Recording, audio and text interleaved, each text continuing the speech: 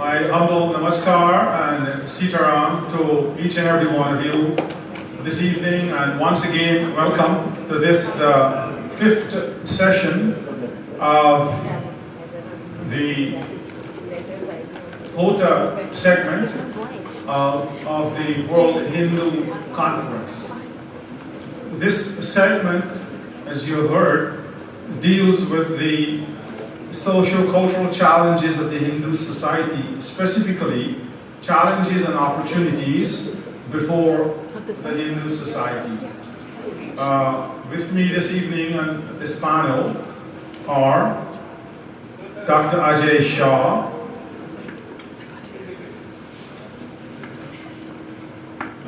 Dr.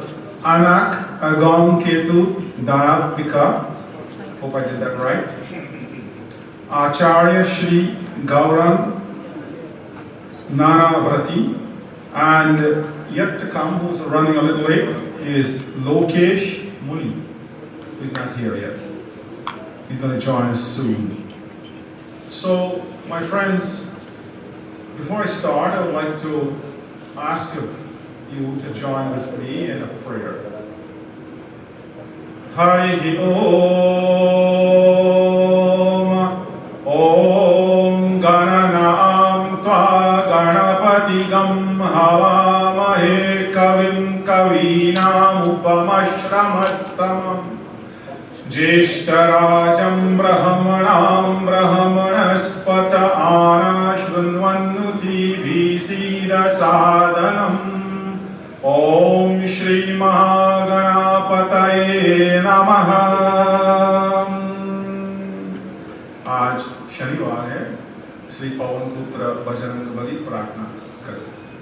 ओम अतुलित बलधामं हेम शैलावदेहं धनुजवन कृशानुं ज्ञानी नामाग्रगण्यं सकल गुण निधामं वानराणाम् अधीशं रघुपति प्रिया भक्तं वातजातं नमामि। बोलिए पवन पुत्र बजरंग बली की जय। So, my friends, it is indeed a great pleasure of mine to stand here and to share a few thoughts with you and to present to you this rather esteemed panel. We are talking about challenges, and certainly from my standpoint, I am from Guyana. My grandfather came from North India in 1904, and he settled in Guyana, and in 1985 I moved from Guyana to America. And I see a tremendous amount of challenges that we are faced with. And I do hope that our panel will be able to identify and bring them out and perhaps make some recommendations and possible solutions to these challenges. And we also have a wonderful opportunity that presents itself to us. So before I pass the mic over to our panel, I just would like to say a few words. The West sees life as one that is result-oriented. Whatever action is performed is done solely with the thought of obtaining a specific desired result.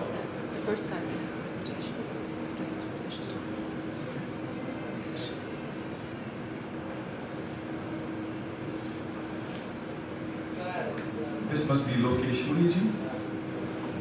He's on the other side. Is there another chair?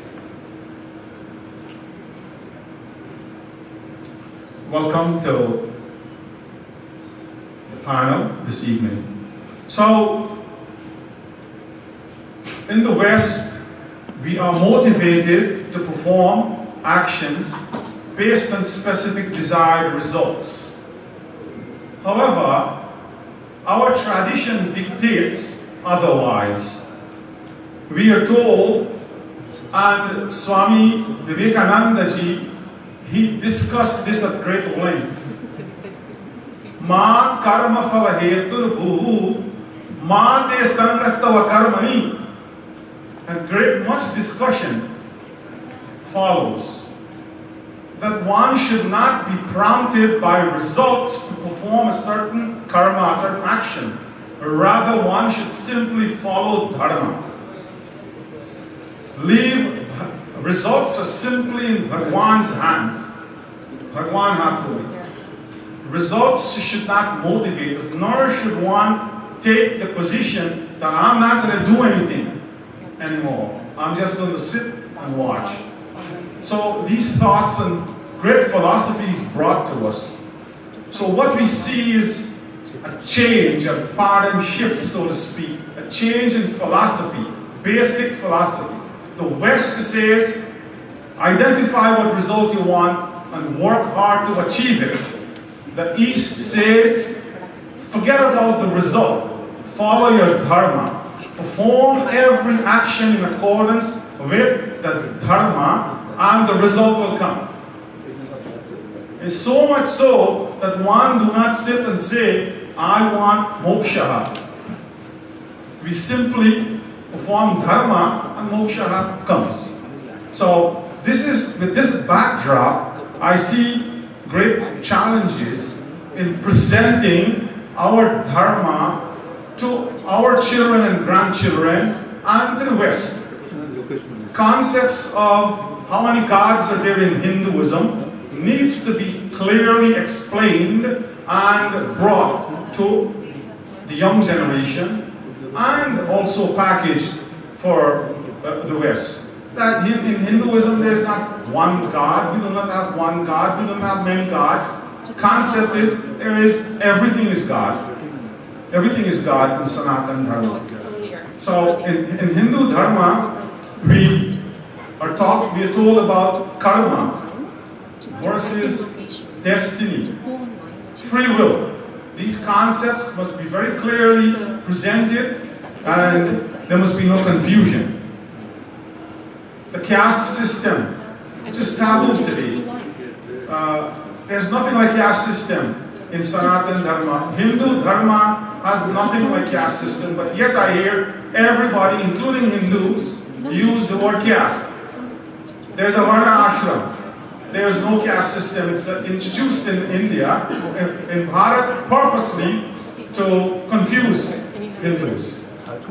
So these concepts has to be well brought out, and I think temples, which serves as not only a place for where pujas are performed and rituals and cultural activities, but the temples must also be a place for transfer of knowledge. So in the temples, the leaders of our temples, whilst they employ purohits, priests, to perform rituals, I think at the same time, temples should seriously consider to employ an Acharya. Each temple should have an Acharya so that the Hindu philosophy can be brought out to this generation here in all various parts of the world, and so that the West can clearly understand, our Dharma can be clearly defined. And I think that we have the opportunity. Challenges and we have the opportunity to do so because we have the dollars, we have the IT capacity, we have I heard yesterday of hundreds of PhDs in our society. We have the knowledge and we certainly can do so. I now would like to introduce our first speaker for this evening, and he is none other than Dr. Ajay Shah. Dr. Ajay Shah is the convener of American Hindus Against Defamation, AHAD. He is the co-founder of Hindu Students Council, co-founder and CEO of HinduNet, the first Hindu website which initiated Hindu presence in the electronic media. He was the editor of the Hindu Vishwa and the General Secretary of WHPA. In 1990, Ajay wrote, Our Kashmir, about the issues in Kashmir and its impact on Hindus. Dr. Shah credits ABVP for giving him inspiration to work towards Hindu cause. He has a doctorate in chemistry and now volunteers his time as adjunct professor in strategic management at Amrita University School of Business. It is my distinct pleasure to bring to you Dr. Ajay Shah.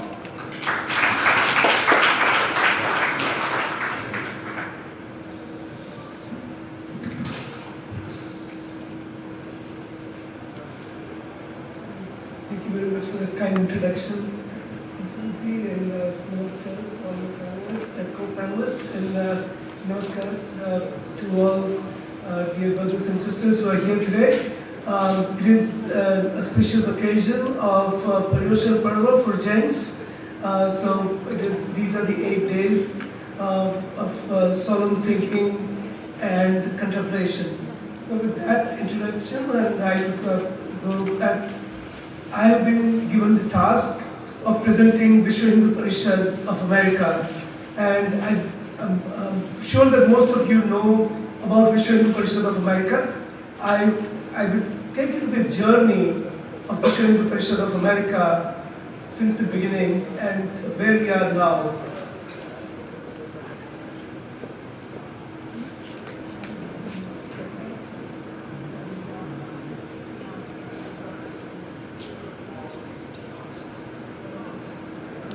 Slide, so I can start with that. Please go to the booth and register and sign up to be a member of Vishwa Hindu Parishad of America.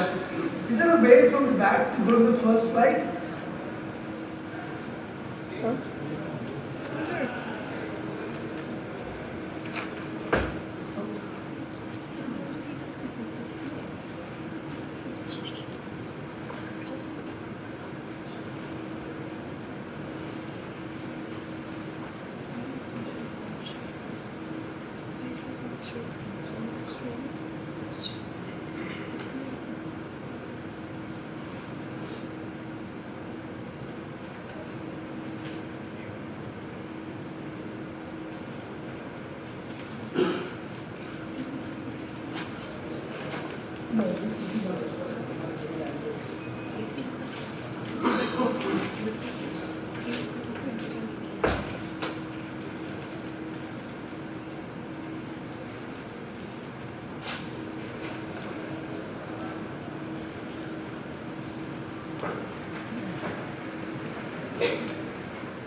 So while the presentation is being loaded, I just I can stand here and tell jokes, but I don't think I know too many jokes.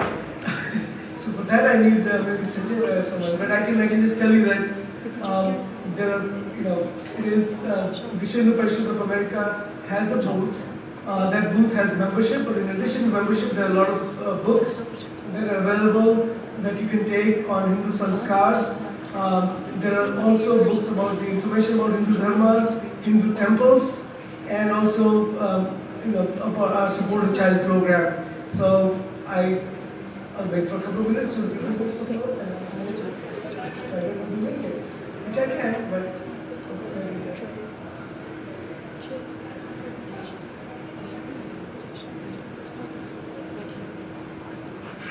Press F5.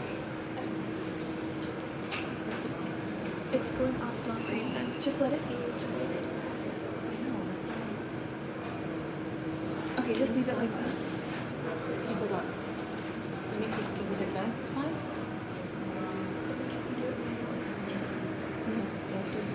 What we can do is tell him to tell you when to advance. Yeah. Tell him to continue. Talk to him.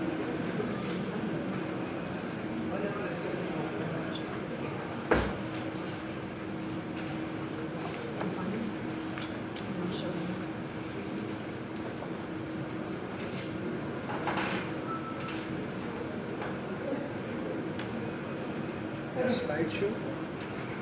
No, we have it in slideshow, sir. We have it. Just Give me a break.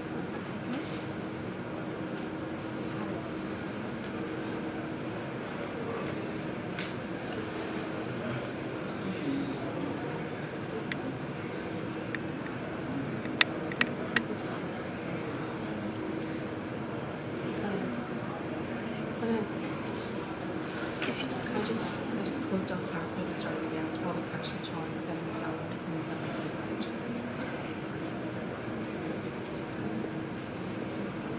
Maybe we should drag it to the screen. Why do I have to edit that? You might have just been a different display. It's a display. Change it. Escape, and just pull it into the screen. But I just know I can't see what's going on. It's okay.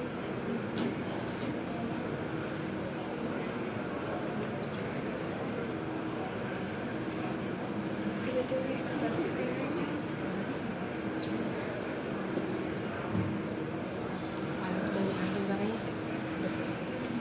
Okay, so here's thank you. Thanks for taking care of the slides. I appreciate it. So I know that it's not easy to be a volunteer in an event like this and managing the complex multimedia system that you have here. So I really appreciate all the work that the volunteers here are doing.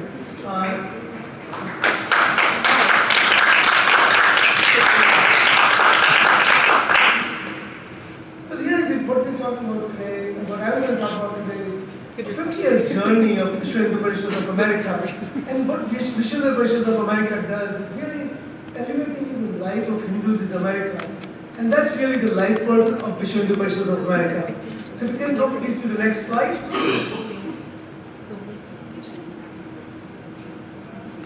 Can you go to the next slide, please?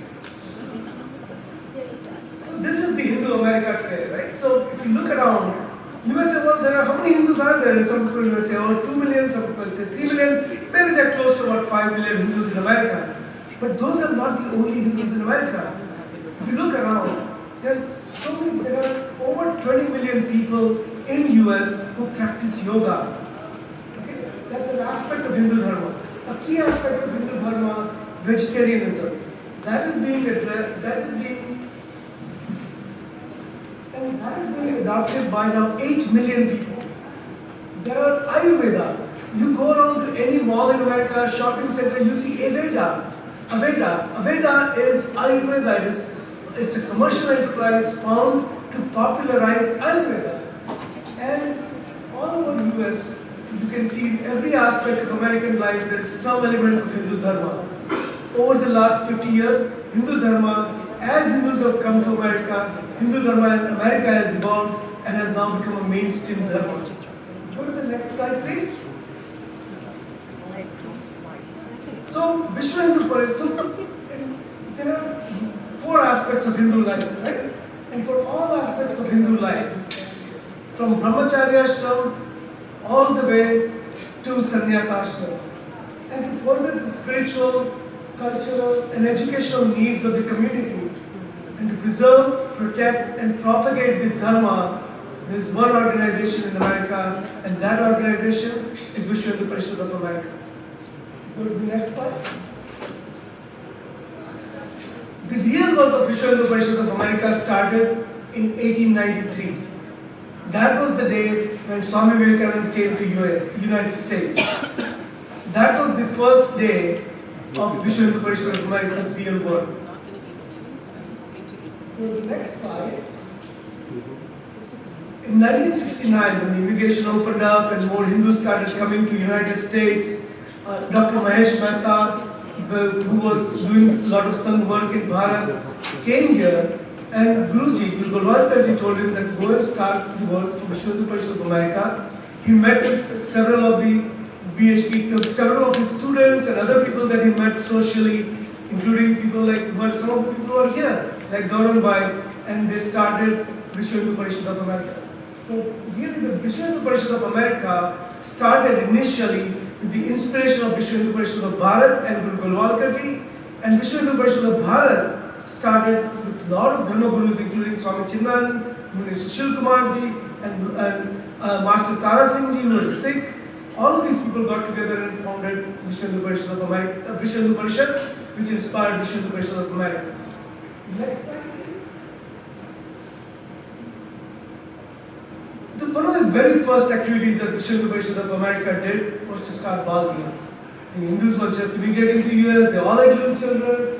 And today, if you look around, there are hundreds of Bal Bihars across the US. Some of them run under WHC name, some of them run under Chinmaya mission name, there are Bal Gokulams that HSS run, they all do amazing work. The first Bal Bihar was started by the Shri of America, and today we inspire the Bal Bihars that are run by other organizations. It doesn't really matter who runs them. As long as they are following the basic tenets of Hindu Dharma, as long as they are following the Hindu principles, the Hindu ethos, and they're teaching that to the kids. We take pride in the fact that now the seed that we sowed has now flourished, and now lots of trees are growing all over it. And that's the real work of Vishnu University of America. Go to the next slide, please. Vishnu University in 1969 also started summer camps. Now we look around, there's summer camps happening all over the country. And that, the original summer camps were the place where few Hindus scattered all over would get together in one place, because there was no real opportunity for social interaction in the areas where they were living. And this gave a sense of identity to the kids. They found other kids who were practicing Hindu Dharma, and they all kind of got together and they had an opportunity to meet and spend time in summer. Go to the next slide. In 1990, the real work really started in the mid-80s, but in 1990, the Vishnu University of America formally started Hindu Students Council. Hindu Students Council was the first Hindu student organization outside of India. There never was a student organization of Hindu students outside of India till WHC came about. All through the years, over 50,000 students have now participated in Hindu Student Council activities. More importantly, the NHSF in UK, the student organizations, Hindu student organizations in Canada, in Australia, in all of the other places, they all started by the inspiration of HSC in America. Go to the next slide, please. In 2010, the WHC formed Coalition of Hindu Youth to bridge the gap between student and people when they become grahasthis. And now that organization is growing and it is doing its own conferences. Go to the next slide, please. In 1993, Chai, this Coalition of Hindu Youth, and HMC, which I'll talk about later, established Hindu scholarships. Again, how do you get youth excited about Hindu Dharma? And how do you have them do research about Hindu Dharma and write research papers about Hindu Dharma? That's the Sanatana Dharma scholarship. Go to the next slide, please. In 1985, Vishnu University of America started Hindu University of America, the first and the only Hindu university that exists that's accredited Hindu university in America. It runs in Florida. Go to the next slide, please. And it doesn't stop there, right? In the communities, among the families, for everyone to get together and celebrate being Hindus is the Hindus Heritage Day. And Vishnu University celebrates that every year in various locations. Go to the next slide, please. It is not just educating the children and having the youth excited, but also when you get excited, involve everyone. What do you do next? The next set of things that VHP does, VHP America does, is service, selfless service, seva. So support a childhood program where you contribute to the welfare of a child in India for education, healthcare, residence, and all of that, all holistically. We now support around 2,400 kids in India every single year. It's an unheralded story. It's not a big story, it's not publicized much, but you can see the numbers all over the country. Go to the next slide. Hindu Mandir Executive Conference is another initiative which is the Coalition of America, which brings all the executives from hundreds of temples across the United States together to talk about all the issues that are related to mandirs. And when you go to the mandirs, you have priests. Priests have come from India. They face similar challenges as the Hindus do. Very priests who are scattered all over the country, to bring them together, to talk about the issues of the priests and how priests can be part of the community and how community can take care of the priests. And that is the work of, I'm sorry, this is the, I'm talking about the previous other slide, but that is the slide. So that is the Hindu Mandir, Hindu Priest Conference. And there's a slide that is coming after this. Go to the next slide, please. For the senior citizens, as the Hindus started getting older in America, Vishwa Hindu Parishad has established the one. These are the group of people who have retired. They have some time. They want to actively work for the community, and that is work of one person. Like these, I'll try to finish in the next 1 minute. Go to the next slide, please. And the next slide. And the next slide.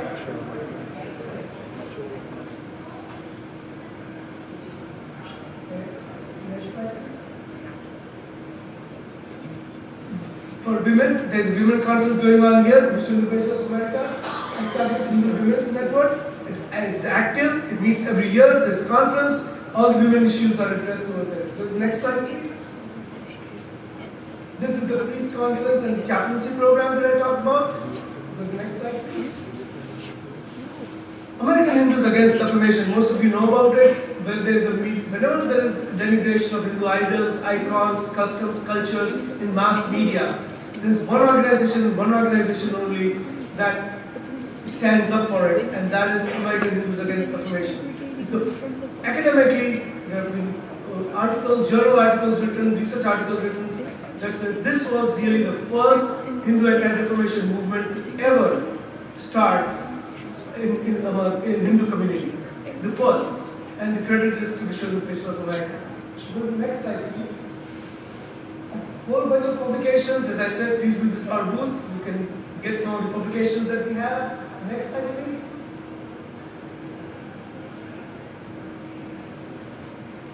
Ekal Vidyalaya. Everyone knows about Ekal Vidyalaya. Now it is $8 million a year of fundraising and programs. It supports 65,000 schools. It now is into supporting the healthcare. All of that is initiated by the Vishwa Hindu Parishad of America. Next slide, please. All the seva activities of the Vishwa Hindu Parishad of America. The next slide, please. From education all the way to environment and welfare. And the next slide, please. Big programs. 10,000 people for Swami Vivekananda's program in 1993.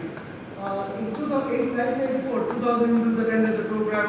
There was a similar program to this. In 1984. Go to the next one. So these are my last two slides. But basically, VHP is like a banyan tree. Okay? It grows the branches become the roots, they take on their own lives. Ekal, Hindu University of America, HSC are just three of those strong branches. Go to the next slide, please. VHP Karyakartas started Hindu American Foundation, they started HinduNet. We inspire Karyakartas. We create Karyakartas. The Karyakartas go first, start the organization. As Mohan Bhagwati said, we should work together separately. The Vishwa Hindu Parishad derives inspiration from the community, and community derives inspiration from Vishwa Hindu Parishad of America. The true meaning of Dharma Rakshati Rakshita. Go to the next slide, please. So every time you see a Bhavya or Hindu summer camp, think of VHP. Every time you go to the temple, meet the priest, think of VHP. Every time you see a natural calamity or a needy child, think of VHP. Every time you pray to Shri Ram, Shri Krishna, or any goddesses, or any of the divine figures, think of the organization that is working to keep their message alive, think of VHPA. Every time you see respect for Hindu icons, culture, customs, and mainstream media, think of VHPA. In the last slide, in this conference, VHPA is a co-host. You'll see in some small writing somewhere, if you're lucky, the name of VHPA. It's not the VHPA name, but the VHPA items of VHPA are in bold letters everywhere. Okay? And it's in every heart. So I would say that say it with pride, I am a Hindu, and say it with pride, I am VHPA. Namaste, and I apologize for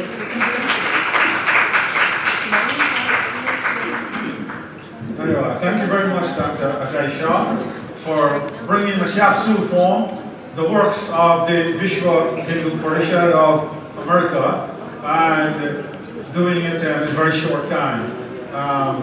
Thank you very much.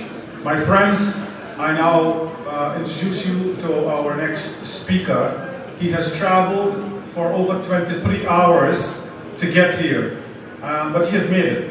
He has made it here, and he is none other than Dr. Anak Agung Ketut Dayatmika. Dr. G received his doctorate degree from the State University of Jakarta. He was retired from the IBM in 2015. The last position he had was Country Supply Chain and Logistics Manager for IBM. He's also the former head of the Parishad of Hindu Dharma Indonesia, Tangerang Regency, also former head of the Central Hindu Broadcasting Agency of Parishad Hindu Indonesia. He's now in charge for Secretary of International Relationship of Parishad Hindu Dharma Council of Indonesia. Dr. G will talk to us about some of the problems, the issues, the challenges that Hindus in Indonesia are faced with. Dr. G.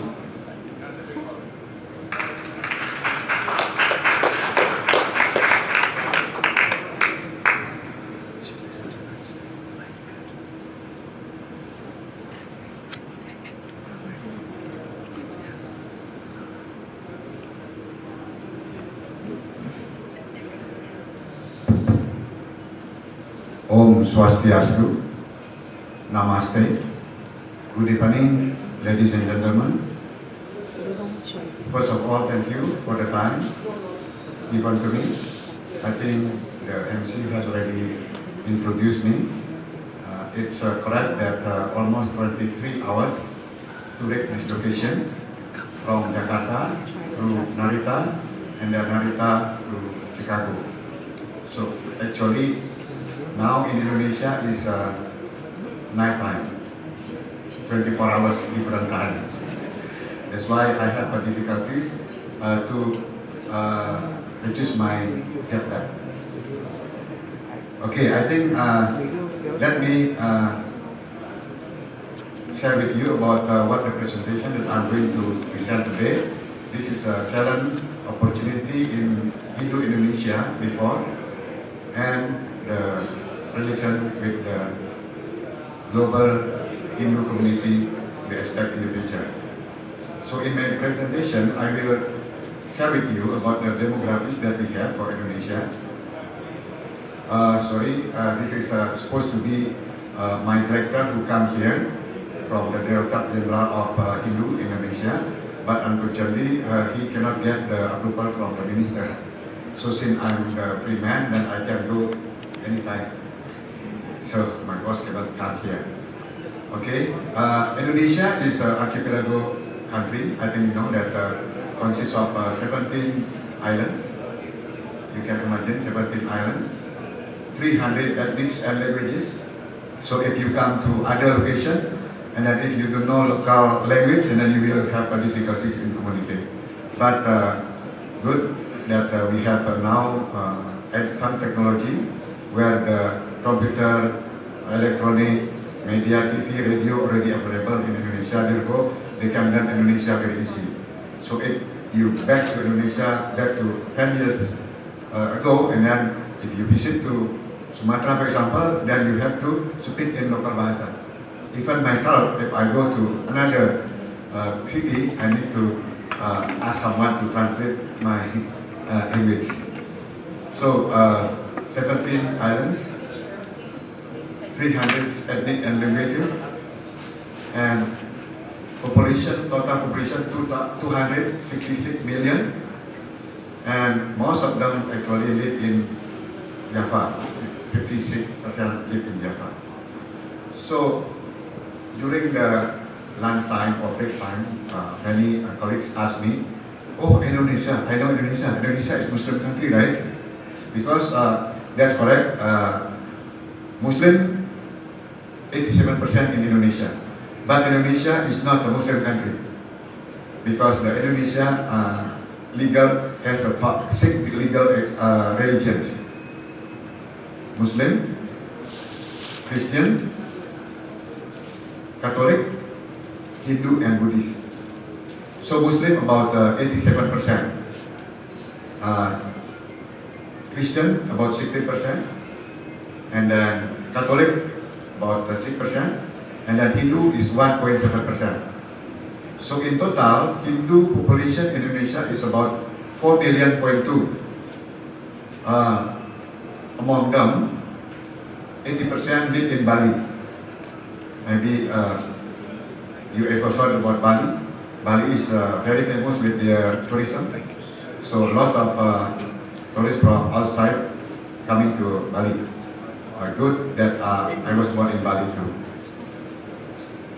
So the good progressing now within our Hindu in Indonesia used to be most of them in Bali, but now we have spread into Indonesia is consisted of 36 provinces, and then now Hindu is already available within 34 provinces.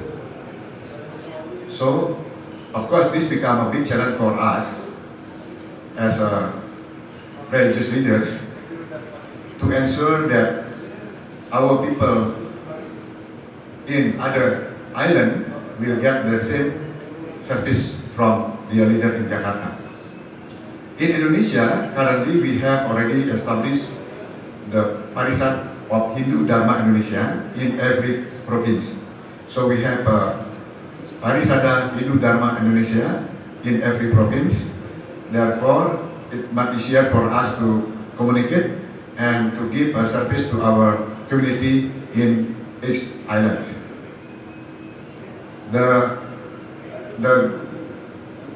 Before Hindu is coming to Indonesia about the 1st century, and most of the population there before Muslim coming in 5th and 6th century. So actually Indonesia used to be Hindu, but after 6th and 7th century, when the Muslim come to Indonesia, and then they start influence the kingdom that available in Indonesia to use the Hindu way as their life. And then for those kingdom do not accept Islam, and then they will be taxed, and then therefore some of them run to Bali. You know, for Hindu used to be in East Java and West Java, and because of Muslim coming, and then they run to Bali.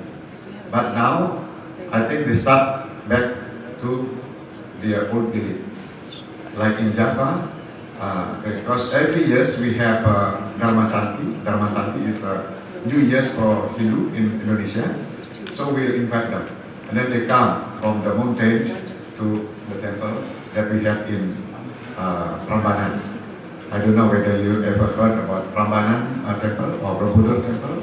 That is 2 ancient Hindu temple that we have in Indonesia. It's a very, very big. So I hope that one day you can visit to Indonesia. And then good news also, after Indonesian independence, we do have now the minister Hindu in this government. So it is Mr. Puspayoga, who ran for the cooperative minister. And then I think we have also Director General within the Religion Affairs Office, where we can communicate with the government about the requirement that we expect them to help us. The big challenge today we have actually is, since last 2 years, we got about additional Hindu population from 2 islands, about 7,000 people. They now declare themselves as Hindu. So of course, in this particular, we need to help them to expand the Pasraman. Pasraman is the integral school for Hindu, and then of course we need to provide them the book, the library, and then the teachers. This is the challenge for us, but I think with the stakeholder involvement and support, like Directorate General and the Parisada Indonesia, and then the university in Indonesia who give Hindu lectures, work together how we can resolve the problem that we have currently. And then of course, since now I'm coming here, we do hope that the Hindu global community movement will spend their time sometime to visit our country. Maybe we can bring them along together to see the population that we have in Indonesia. And then of course, we expect later on, try to see if something that we can do together. Because this is in line to the theme that we have, together we can make it better. So, in this particular, since the time is very limited, so actually I have a presentation, but it's not enough time. So that is for the time being that I can present to you. We do expect that global Hindu community, sometime their leader come also to Indonesia, and then we visit together, and then we visit also our community in Indonesia. Thank you.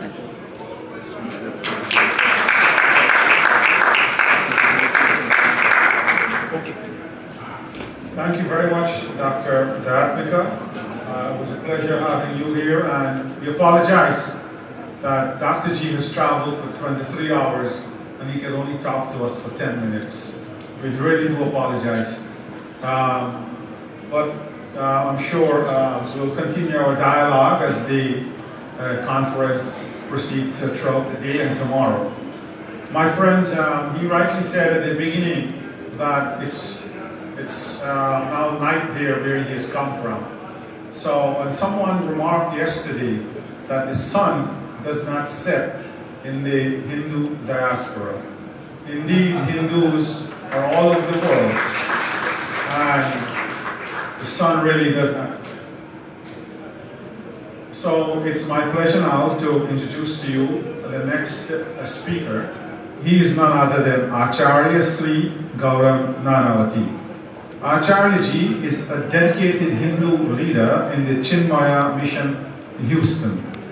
He has enriched many lives with the wisdom of Vedanta, inspired by Swami Chinmayananda.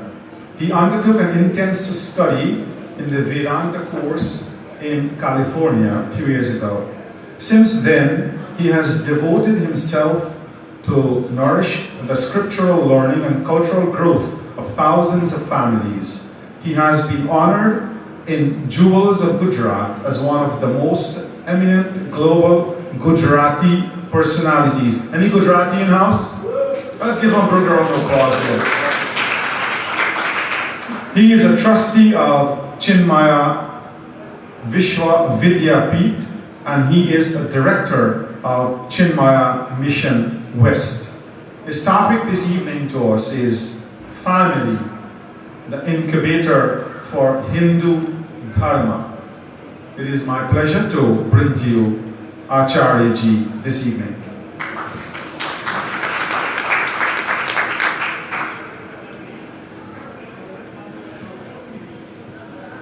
Hello, friends.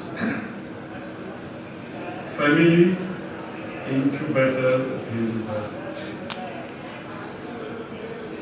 Here in the West, I'm sure almost every one of us have seen a mother carrying a toddler. The toddler drops the toy, a stranger picks it up, gives it to the little child, and immediately the mother will say, "Johnny, tell him thank you." Johnny is happy to play with the toy that he bought back. But mommy insists you say thank you. This is called family incubator of cultural learning. A child learns from mother that when somebody does me a favor, I must thank that person. When I go back to my own childhood, in India, growing up, every child, at least in those days, pujas being done at home every morning. And when grandfather or mother or father is doing the puja, the toddler, by the time he wakes up, he doesn't know what God is, but he knows that if I go to the puja room, I'll get prasad, and prasad is always sweet. Thus starts the very incubation of dharma. As the child grows, he's surrounded, doesn't know much, but as he's growing up, Diwali, Ram Navami, Shivratri, Holi, so many different festivals are celebrated. So as the child is growing up, he doesn't have to make any efforts. He picks up the festival aspect of Hindu Dharma. Then when he goes to school, since he said there are many Gujaratis here, and this is true of every language, when we study Narsi Mehta's poetry, so many different poetries that we learn, which again imbibe the Hindu Dharma. So it was not at all difficult to at least understand and accept the festival aspect and general aspect of what Hindu Dharma is. But the knowledge aspect of Hindu Dharma was never really touched much other than going to Ram Katha, etc. every now and then. But there again, children are playing outside, parents are listening. Why am I saying this? Knowledge is the most important aspect of our life. And now, friends, coming to the West. And I'm told, I haven't been to India in many years, but I'm told that things are not as different in India anymore. We live in a global world. A typical family here, mother wakes up in the morning, wakes the children up, she goes to the kitchen, remote turned on, television comes on, tells her what the weather is, she's getting ready, children are getting ready. Before you know it, everybody's out. Child growing up here has no idea what a puja is, because no one has time. And by the time they come in the evening, the children are busy with their iPad, mom is busy cooking, they are tired. Of course, Papa and Mummy both are working, so money is plentiful, we are affluent. We buy the best of Mandir. We may even have a beautiful puja room, but very little of dharma is really happening. We have to admit it. And let's face it, when we came to America, we didn't come here to study Hindu Dharma. Our mantra was what? Dolaraya, Namaha. I mean, we came here for furthering our career, let's face it. So, in such an environment, how do we give children the very fundamentals of our religion, our culture? And here, friend, I will just dive a little bit, and that is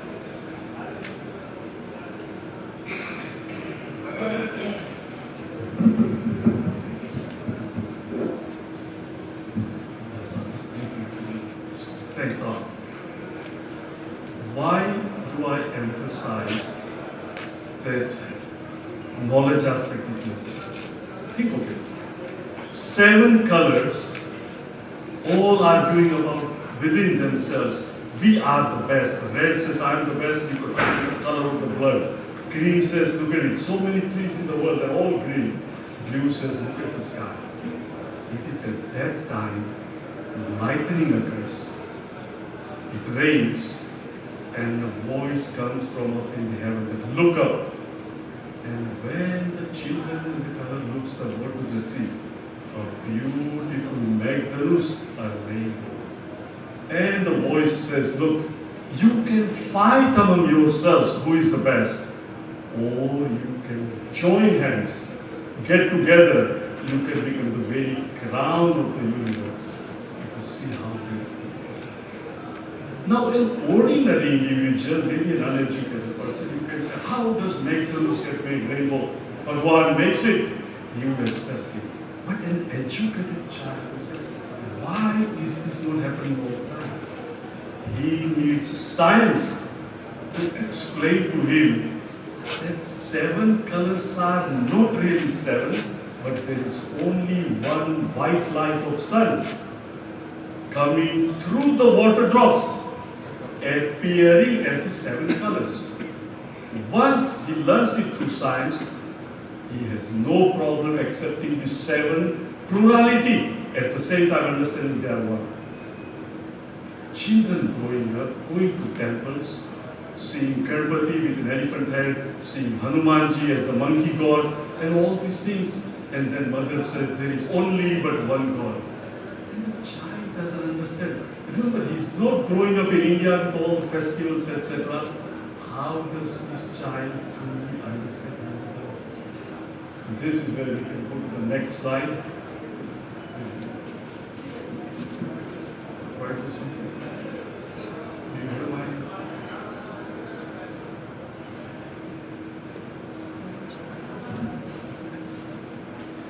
Anyway, so what happens, friends? How do we bring this information to our child? This is where Sange Sakti Kalayuge, the very thing that together we cannot depend on the nuclear family of 4, because mother herself doesn't know what Hindu religion is. This is a fact, maybe not for many of us sitting here in the conference, but an average Hindu mother raised on the Bollywood dharma. Honestly, let's be honest, we can praise each other, but the fact is that not much of it is Bollywood. I can almost challenge that the majority of the Hindus, they will say, oh, our Gita is so great. I tell you, it is so old. And if you say, tell me 5 slokas from Gita, I tell you, the philosophy is so great, you have to learn it. Tell me what is it? No, you have to. I don't know. But this is the condition. This is the condition of a typical. This is where, friends, organizations, many good organizations, but I only know about,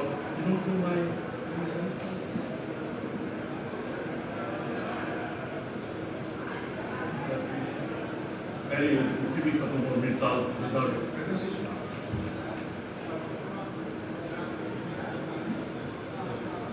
This is where organizations, they come together. It's a Sange Sakti Kalan. Think of it. If you are watching a game at home, you enjoy it. But when we go to the stadium and 10,000 people are all roaring, we thoroughly enjoy it, don't we? Just like the conference here, together we feel. So when 1,000 people, now I'll talk about what we do in Houston, Chinmaya is in Houston every Sunday. 1,000 adults and 1,000 children when they come together. This is where the children are taught, little children in their own way, bringing out Shraddha. They are taught to learn Hindu Dharma by games, etc. Different games. As the child develops, he has questions. So they are taught according to the different levels. So the child learns how the very knowledge-based, because festivals are organized, but knowledge-based things, so the child learns. When the child comes to the college, they are taught the very application of this knowledge that he has learned, that we are one, but appearing as many. This knowledge aspect, friends, unless we join hands, whether it is Swaminarayan Temple, Chinmaya, or any organization, these are just like universities, different names. But when we as a family, Hindu community of 500,000 people come together, this is where the knowledge is transferred, along with the celebrations of festivals. Then only this larger Hindu family becomes an incubator of our culture. Now friends, I want to conclude by saying one thing. As I told you, none of us, and I'm assuming at least most of us, came to America to make money, further study, and better standard of living. I certainly did not come to study Hinduism and teach Hinduism. Because the dharma when I came was study hard and make dollars. But friends, think of it. When I left India, $1 was 4 rupees. Tells you how old I am. Now think of it. Please walk with me just for 2 minutes, sir. If you had 100,000 rupees and you put it in safe deposit vault in Bank of India, you will have $25,000, but in rupees. And today, if you go back, and the currency changed, you may have changed the notes, but it's still in your safe deposit box, what would you get? $1,450. Most of us are baniyas, no matter who you are. Why? dollars in safe deposit box depreciate, the rupee depreciates. But the same 100,000 rupees when I left, if it was invested in real estate in Mumbai, we would have more than $1 million. Friends, why I'm telling you this? All of us say, when I came to America, my mother gave me this Gita. We have Upanishad, Prakran in our home. But if we don't study that, just have a very nice library and you've got all these beautiful books. It is like putting our Upanishad and Gita in safe deposit box. Invest it in any Hindu organization. In other words, train the teachers who can even teach our children. And the Hindu Dharma will be maintained. Because we are in the West, environment is not, festivals are not celebrated by everybody. The only thing that will keep our Dharma alive is this understanding of scriptures along with celebrating festivals at the temples. I wish I had a couple more minutes, but thank you so very kindly for your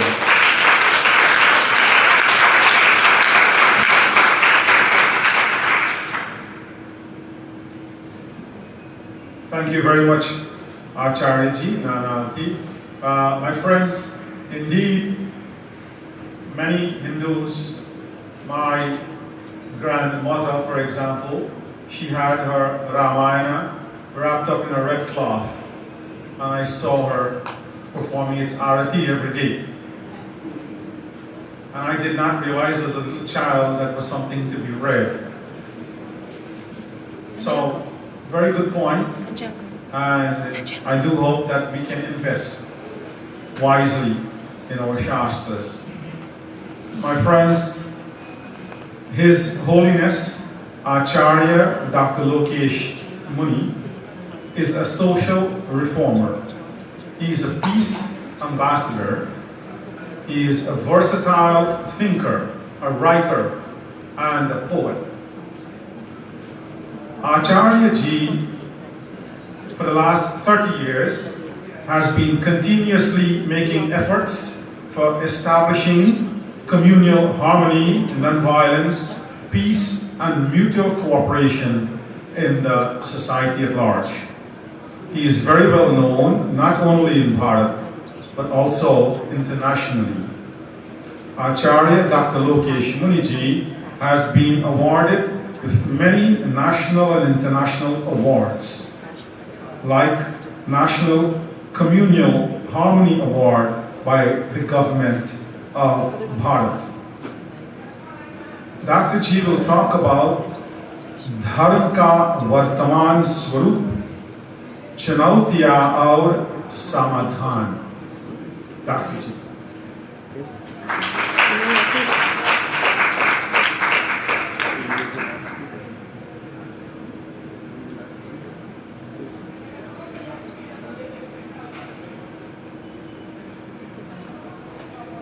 विश्व हिंदू कांग्रेस के इस ऐतिहासिक आयोजन के द्वितीय दिवस पर मंच पर उपस्थित विभिन्न धर्मों और देशों से आए हुए अंतर्राष्ट्रीय ख्याति प्राप्त विद्वानगण, उपस्थित बंधुओं और बहनों, वर्तमान में धर्म का स्वरूप, चुनौतियां और समाधान। अगर मैं भारत के परिप्रेक्ष्य में बात करूं, धर्म स्थानों पर वहां पर प्रति वर्ष भीड़ बढ़ती जा रही। मंदिर, मस्जिद, चर्च, गुरुद्वारा आदि आदि उपास स्थानों पर अगर आप देखें, बेहताशा भीड़ बढ़ रही है। किंतु धर्म का तेजस्वी स्वरूप जो समाज में दिखाई देना चाहिए, उसके सामने एक प्रश्न चिन्ह है। आप में से भी अधिकांश मूलतः भारत से हैं। अगर मैं आपसे प्रश्न करूं कि भारत की आबादी कितनी है, आप में से जानकारी है, किन्हीं को बता पाएंगे? ऐसे ही बता दिया। 135 करोड़। अब मेरा दूसरा प्रश्न यह है कि 135 करोड़ में से धर्म में आस्था रखने वाले धार्मिक लोग कितने हैं? मैं समझता हूं कुछ नास्तिक की संख्या अगर आप 10-20 लाख या 2, 4, 5, 10 करोड़ भी छोड़ दो तो 125 करोड़ से अधिक जो है धार्मिक लोग हैं। क्यों सही है ये? अब मेरा तीसरा प्रश्न है कि उसमें से नैतिक और ईमानदार कितने हैं? कोई जवाब दे पाएंगे आप में से कोई भी? है जी? है? हमारी ज्येष्ठ बहना कह रही है कि बहुत कम और गर्दन हिला करके 100 सयाने एक मत है, उसमें स्वर में स्वर मिला है। अब प्रश्न यह है कि 125 करोड़ धार्मिक हैं और आप कह रहे हैं कि नैतिक ईमानदार नहीं है, तो इसका मतलब बेईमान धार्मिक, ये कड़वा शब्द है। 125 करोड़ धार्मिक हैं किंतु नैतिक और ईमानदार नहीं है, इसका मतलब है धार्मिक है किंतु बेईमान। उसका कारण है बंधुओं और बहनों, धर्म के 3 आयाम हैं। पहला है उपासना, दूसरा है नैतिकता और तीसरा है अध्यात्म। मौजूदा समय की कठिनाई क्या है कि केवल उपासना को ही धर्म मान लिया गया। मैं उपासना का विरोधी नहीं हूं और मेरा मानना तो यह है कि उपासना की जितनी प्रणालियां हैं, चाहे हिंदू परंपरा में हो, चाहे जैन परंपरा में हो, चाहे अन्य परंपरा में, उसके पीछे एक विज्ञान रहा है, एक साइंस रहा है। उपासना निसंदेह उपयोगी है, किंतु केवल उपासना, आचरण शून्य उपासना अगर है तो उसका महत्व सुगंधित शब्द से अधिक नहीं हो सकता। कठिनाई क्या है? मुनि महाराज के पास आए, चरण स्पर्श किया, हमारे वहां से जैन बंधु बैठे हैं, पर्यूषण पर्व की चर्चा की थी उन्होंने। मंदिर में गए, घंटा बजाया, प्रभु मोरे अवगुण चित्त धरो समदर्शिए, नाम तुम्हारो चाहे तो पार करो। और हम समझते हैं कि आज के सारे पाप साफ और कल से फिर वही घोड़ा और वही मैदान। बंधुओं और बहनों, अपेक्षा है कि हमारे जीवन के अंदर धर्म का दूसरा आयाम, जीवन में नैतिक और चारित्रिक मूल्यों का समावेश। सुनने में बड़ा अच्छा लगता है विश्व गुरु का, लेकिन अमेरिका जैसी चरम भौतिक विकास की देश में भी आकर के जब नैतिक मूल्यों की अगर बात देखता हूँ, कल ही हम गाड़ी में बैठ के इस होटल से इस होटल तक आ रहे थे और रास्ते में गाड़ी थोड़ी सी धीरे हुई, हमारे साथ जो इंडिया से आए हुए भाई बैठे, बोले नहीं अपने को आगे जाना है। उसने कहा ठहर जाओ, स्टॉप का साइन है इसलिए करूँगा। यहाँ सामने कोई गुजर रहा है कि नहीं, दाएं बाएं देखेंगे, अगर रेड लाइट आ गई है स्टॉप का साइन, हमारे यहाँ रेड लाइट को तोड़ते हुए जब हम निकलते हैं, पुलिस वाला नहीं मिलता है तो लगता है कार गिरी पे झंडा तो वहीं करा जाएगा।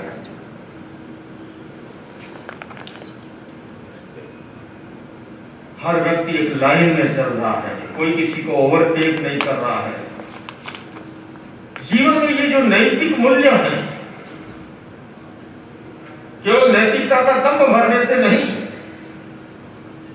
हिंदुस्तान में अगर आप एक दुकान किसी शहर में खोल दें और उस पर यह हो कि भाई जो भी आए अपना प्राइस देख करके मूल्य अदा करके लेके जाए, ऐसा सिस्टम वहां कर दिया जाए तो सामान तो क्या खाली डब्बे मिलने भी मुश्किल हो जाएगी। बंधुओं और बहनों, बहुत महत्वपूर्ण है जीवन में नैतिक और चारित्रिक मूल्यों का समावेश कैसे बढ़े, और उसके लिए जरूरी तीसरी बात है, वो सबसे महत्वपूर्ण है, जीवन में अध्यात्म का अवतरण। स्वामी विवेकानंद जी ने जो बात की थी 1893 में, और इसीलिए उन्होंने कहा था कि अपेक्षा है धर्म को अध्यात्म से जोड़ने की, धर्म को विज्ञान से जोड़ने की। आज हम शिकायत करते हैं युवा पीढ़ी धर्म स्थानों पे नहीं आती या धर्म गुरुओं के पास नहीं आती। मेरे से पूर्व वक्ता ने बहुत अच्छे ढंग से, बहुत ही प्रभावी ढंग से बात प्रस्तुत की और मैं उसी बात को आगे बढ़ा। एक समय था, अभिभावक जो भी कहते थे, ये हमारे जो बड़े बुजुर्ग बैठे ये पीढ़ी जो भी कह दिया अभिभावकों ने, तो उनके लिए जो है वो आखिरी अक्षर होता था उनके लिए। किंतु आज की नई जनरेशन वो प्रश्न करती है, वाई क्वेश्चन करती है, और अगर उसका साइंटिफिक समाधान अगर हम नहीं दे पाते हैं, दोष युवा पीढ़ी का नहीं है, बल्कि मेरा ये मानना है और मैं अपने अनुभव के आधार पर कह रहा हूं। जहां पर साइंटिफिक धर्म हो, साइंटिफिक कार्यक्रम हो, आज भी युवा पीढ़ी धर्म के अधिक नजदीक है, बशर्ते जो है उसे ये लगना चाहिए कि मैं जिस स्थान पर जा रहा हूं मुझे कुछ रिटर्न मिलेगा। आज भी जब समय खर्च करके आ रहा है, गैस खर्च करके आ रहा है, भारत की भाषा में पेट्रोल और डीजल खर्च करके आ रहा है, आसमान को छू रही है कीमतें, और उसके बावजूद उसको अगर रिटर्न नहीं मिलता, रिटर्न का मतलब धर्म स्थान पर जाने से वहां पर के कार्यक्रम इस तरह के हो कि वो आपकी आदतों को बदले, आपके स्वभाव को बदले, आपकी चेतना को परिष्कृत करे, समस्याओं का समाधान दे। हम लोग मेडिटेशन के कुछ कैंप लगाते हैं, जैसे कि एंगर मैनेजमेंट का, स्ट्रेस मैनेजमेंट का, और मैं आपको अनुभव के आधार पर बताऊं, साइंटिफिक कार्यक्रम जहां पर होता है, और मेरे पास ऐसे सैकड़ों उदाहरण हैं, क्योंकि आदमी केवल उपदेश से नहीं बदलता, जीवन में बदलाव आता है प्रयोग से। अमेरिका के राष्ट्रपति बिल क्लिंटन सन 2001 में मुझे भारत में जब मिले, मैंने उनसे कहा कि नॉन वायलेंस पीस पे आप कॉन्फ्रेंस करते हैं, और मेरे हिंदुस्तान में जो इस विषय पर एक धर्मगुरु लाखों की भीड़ जुटाता है,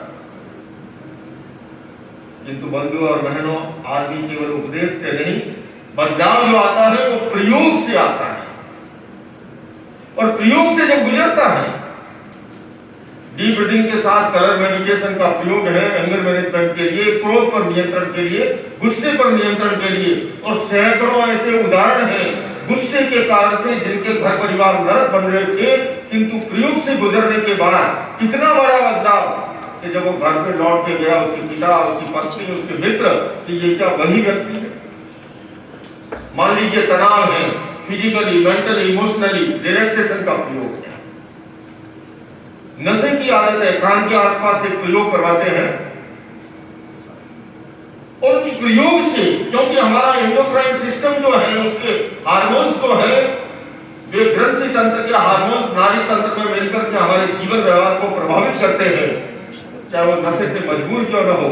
किंतु आज अगर उसकी बदलने की इच्छा शक्ति हो और प्रयोग से गुजरे, भीतर से ऐसी चेतना का रूपांतरण होता है, उसके सामने नशा ले जाया जाए, वो नशा कर नहीं पाता। आज अपेक्षा है धर्म को अध्यात्म से जोड़ने, धर्म को विज्ञान से जोड़ने की, धर्म के प्रायोगिक स्वरूप को सामने लाने की, जिससे कि हमारी नई पीढ़ी, हमारी युवा पीढ़ी जो है वो इससे और अधिक जुड़ सके बंधुओं और बहनों। किंतु उसके लिए जरूरी ये भी है कि शुरुआत हमें स्वयं से करनी होगी, और जब हम केवल नई पीढ़ी को ही दोष दें और हालात ये हो, प्राचीन समय में संस्कार क्यों होती थी हमारी ये पीढ़ी, क्योंकि संध्या के समय दादियां नानियां बच्चों को पाठ बिठाती थी, बोध कथाएं सुनाती थी, और जाने अनजाने में बोध कथाओं के माध्यम से वो संस्कार संक्रांत होते थे और वो पीढ़ी दर पीढ़ी काम करते थे।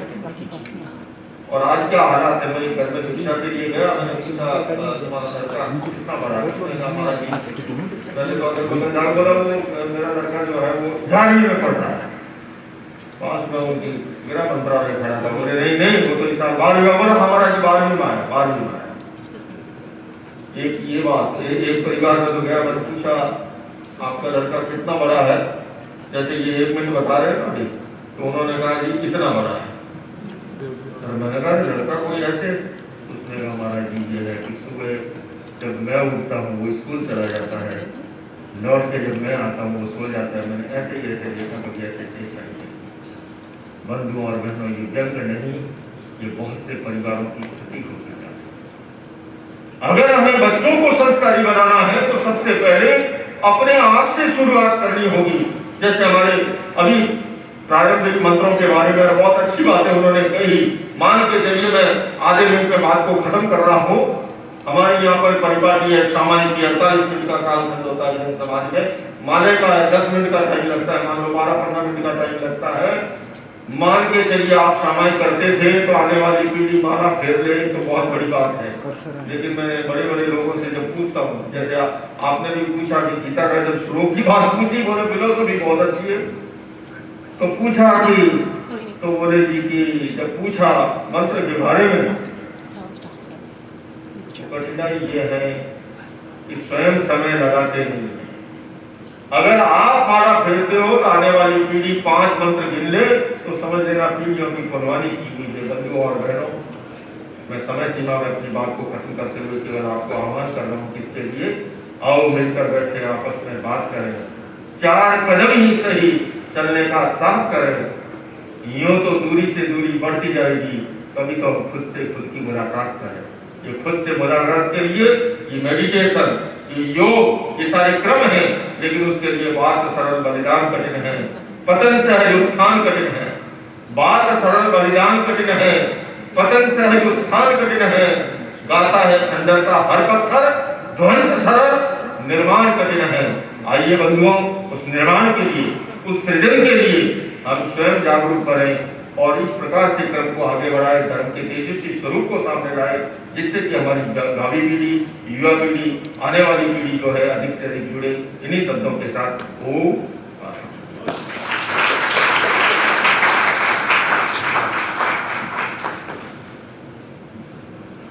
Thank you very much, Dr. Lokesh Muniji, for your beautiful words. My dear friends, it is all in our hands. As we conclude this session, time has run out, as usual. But the ball is in our court, so to speak. We decide what the future of our dharma will be, in whichever part of the world we are from. I think in the United States of America, it is time for us to have Hindu schools. The Jewish brothers have Jewish schools. The Catholics have Catholic schools. The Muslims have Muslim schools. When are Hindus going to have Hindu schools? When are we going to be able to create the environment so that our children can attend in a Hindu environment and learn para vidya? My friends, let this conference serve as a wake-up call for each and every Hindu in this world to recognize that the time has come for us to take positive action. It is nice for us all to release a lot of hot air sometimes and talk and talk and talk in these conferences, and at the end of the day, nothing gets done. We need to have Hindu schools. WHPA needs to stand up here in America and identify cities where we can start Hindu schools. Let that be a challenge to the Vishwa Hindu Parishad. My friends, together we can make our dharma great again. Thank you.